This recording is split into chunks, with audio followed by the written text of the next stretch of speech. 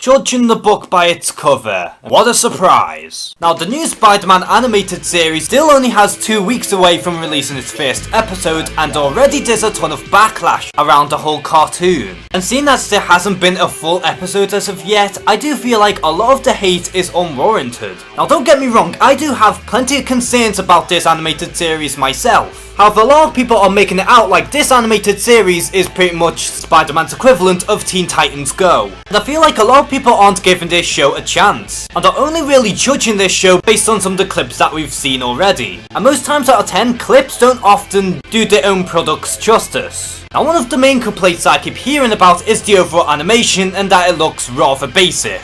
And I do admit, I do wish that this show would look a little better. But to me, I look at the overall story before even the animation. I look at Spectacular Spider-Man for instance, and before anyone says, yes, I do love this show just as much as everyone else. But if you look at some of the character designs as well as the overall animation, you can tell that it's rather basic. However, Spectacular makes up for this by having an incredibly great story, as well as having the show to be character driven. And after seeing some of the clips, I'm sort of getting this similar vibe out of this series. Like, I'm getting the sense that they want to tell a great story with Peter Parker first before having remotely good animation. And I do understand that many people do look at the animation as a major factor for cartoons, but me personally, I prefer looking at the overall story first before even the animation. Now, take for instance the Ultimate Spider-Man animated series. Yes, it looks visually impressive and looks a lot better than both the upcoming series as well as even Spectacular debatably. However, what Ultimate fails to do is the fact that their storylines are often one-note and repetitive. But not only that, people are also complaining about Robbie Damon's interpretation of Peter Parker, and how his voice seems a little too childish in comparison to previous other Spider-Mans from other cartoons. And I can't deny he is no Josh Keaton, but to me I think Robbie Damon does a pretty okay Peter Parker in my eyes. Because this version of Spider-Man is meant to be a lot younger, and not only that, this show is more kneeling to kids, while Spectacular Spider-Man had a slightly older demographic.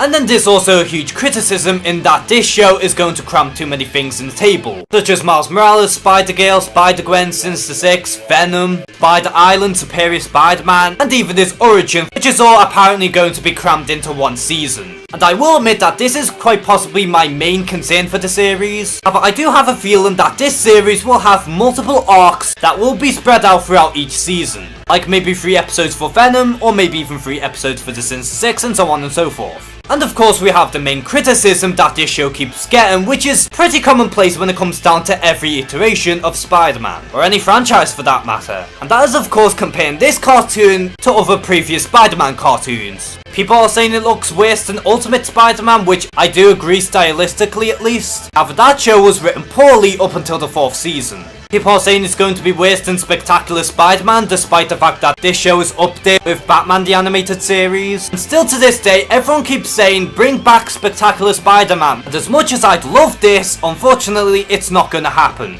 And people are even comparing it to the 90s animated series, which did look pretty good for its time, but it's pretty dated in most areas. And the whole point of me making this video is just to tell you guys, just give this show a chance. Because we haven't even got a whole season of this show yet, and it's unfair to compare if we haven't seen enough from it yet. Just give it a whole season and see how you feel. If it's great and you enjoy it, then more power to you. But if it's shit and you don't like it, then at the very least you gave it a chance. So will you give this new Spider-Man animated series a chance? Are you excited or even skeptical for this show? Comment below and share some thoughts. And as always, thank you guys for watching this video. Please like and subscribe.